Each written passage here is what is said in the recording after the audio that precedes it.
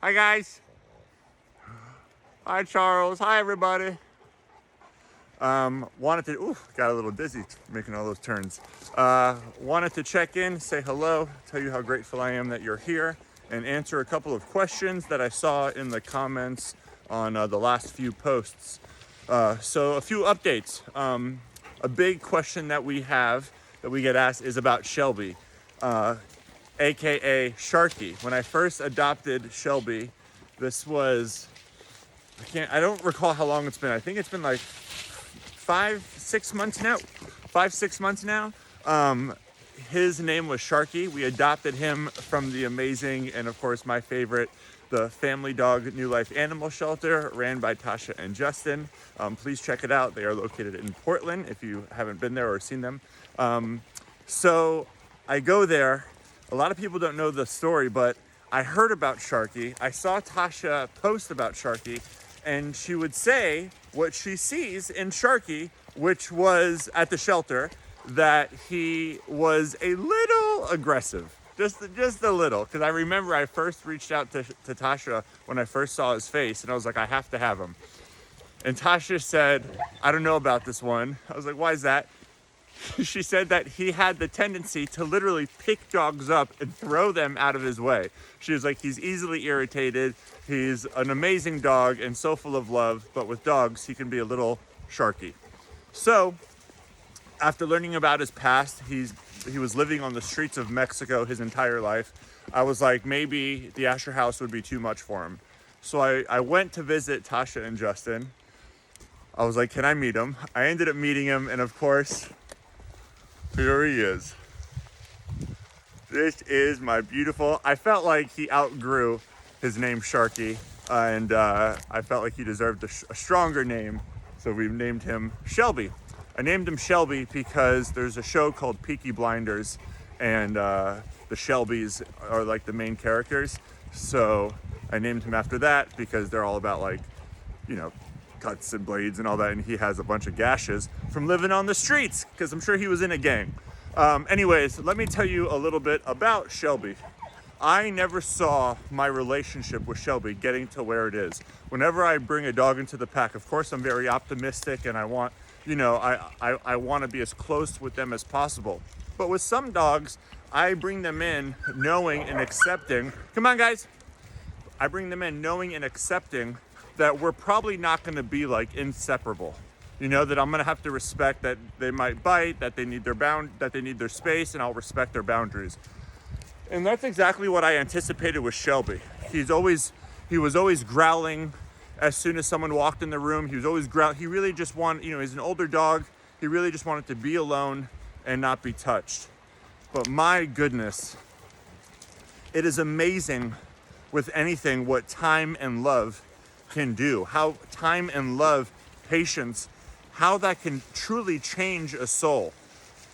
It's like, I never in a million years, especially in just 6 months, did I anticipate my relationship with him being so close. I've never had a dog, you know, you hear people say they don't know how to be a dog. I never really understood that. In fact, I used to mock it a little bit. I'm like, oh, you don't know how to, what dog doesn't know how to be a dog? They're a dog, right? That was who I was.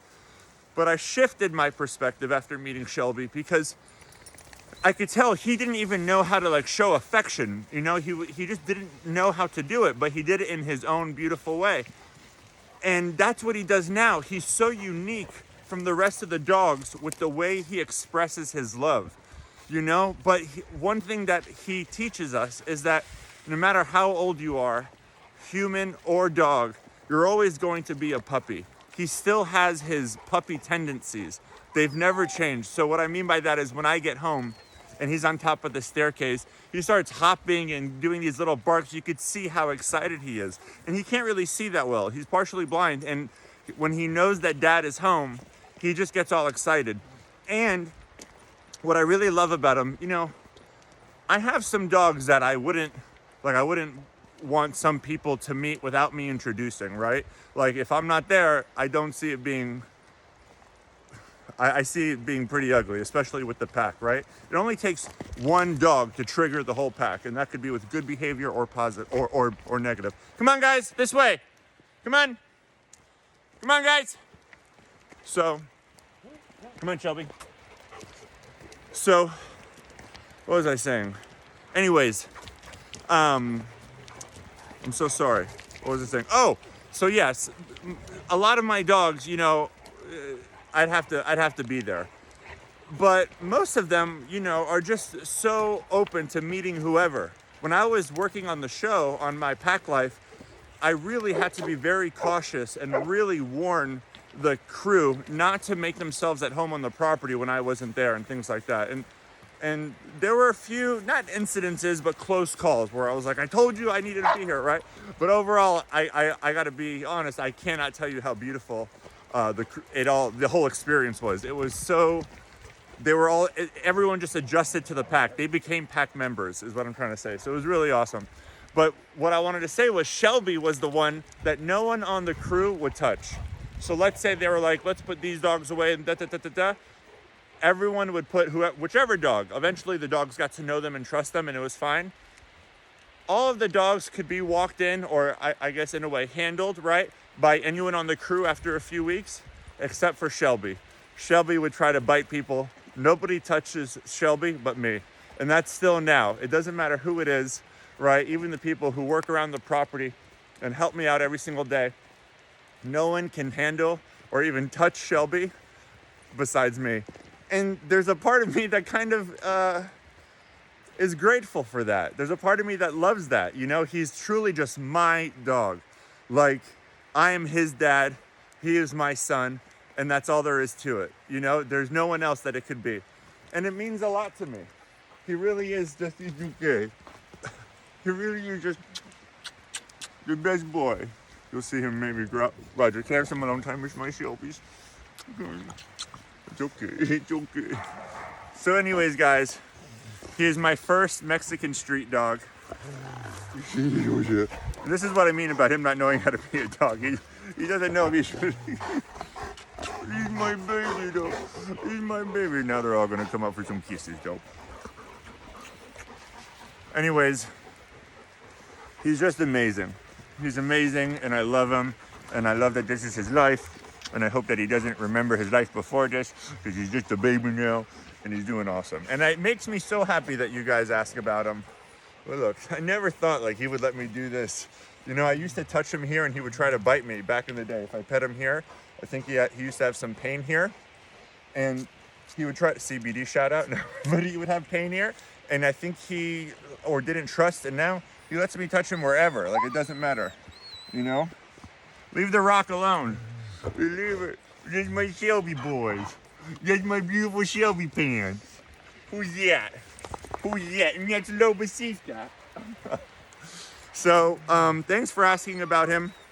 I don't want you to think the crying is bad. She's trying to pick up. Whenever you hear that crying, it's always Xena trying to pick up these big rocks.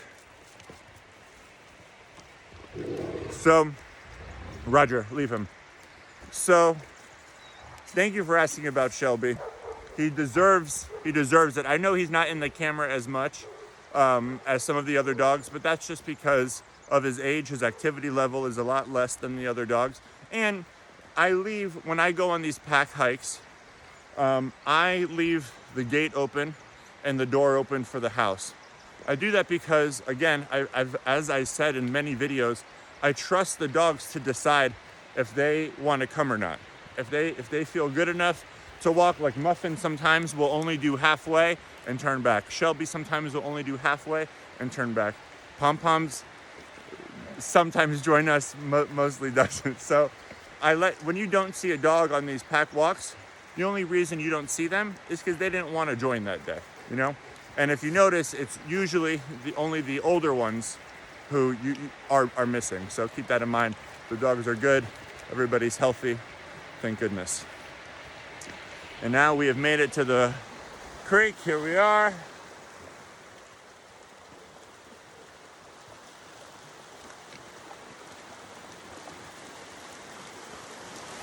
Really a gorgeous day today. Loba, Copper, let's go. We're way out there. It's a beautiful day today, guys. The sun is shining, which I love. Here's Callie. And that's it, guys. Have a phenomenal day. I love you. And thanks so much.